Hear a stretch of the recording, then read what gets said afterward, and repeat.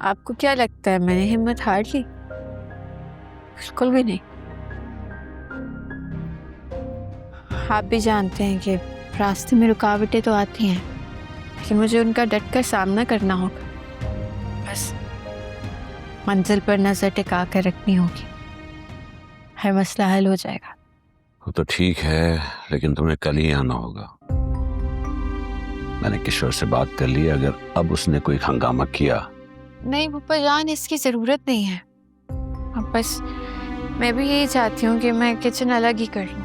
लेकिन बेटा, मैं बिल्कुल ठीक कह रही हूँ, और अगर देखिए तो मेरे लिए फायदा भी इसी में है। मुझे जो शेयर फूफो को देना पड़ता था वो अब उनको नहीं दूंगी। चलो ठीक है बेटा, जैसे तुम्हारी मर्जी, लेकिन चक्कर लगाती रहना। ऐसा ना हो कि तुम आना ही छोड़ दो। नहीं नहीं, आपको और निदा को भुलाना इतना आसान तो नहीं है ना। चलो बेटा, अल्लाह तुम्हें खुश रखे और कामयाब करे। ये लो, निदा से बात करो।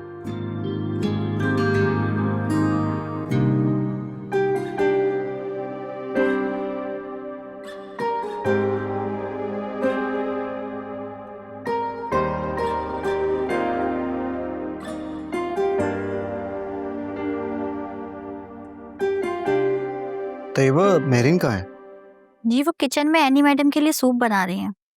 एनी मैम के लिए सूप बना रही है? जी वो कह रही थी कि उनकी तबीयत कुछ ठीक नहीं है तो सूप अच्छा रहेगा। अच्छा तुम जाओ, जाके अपना काम करो, जाओ।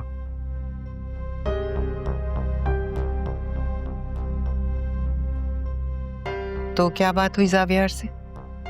किस बारे में? शबी और जावियार की शादी के बारे में।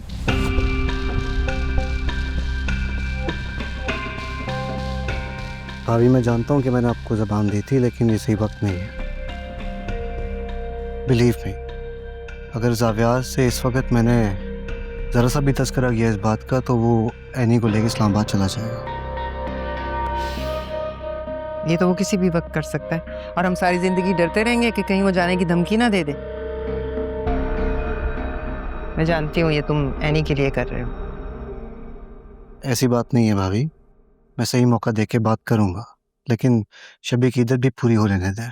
तब तक एनी और जावियार का रिश्ता किस तरफ जा रहा है हम ये भी देख लेंगे। मेरी नबी अभी इस घर में आई है, जावियार ने बहुत मुश्किल से उसको एक्सेप्ट किया। अगर शबी वाली बात भी कर दूंगा तो समझ गई, असल बात आ ही गई जबान पे। ये अभी कैसी बात कर रही है? हाँ तो कैसी बातें करूं फिर? मेरी बेटी रोज जी रही है, रोज मर रही है, रात को सो नहीं पाती कि कहीं खाबर उसकी जिंदगी बर्बाद करने के लिए फिर से ना आ जाए। यहाँ किसी को परवाह ही नहीं है, किसी को फिक्र ही नहीं है। तुम्हारा बेटा और तुम्हारी बीवी तुम्हारी छत के नीचे हैं, एक अदद बहू भी मिल गई।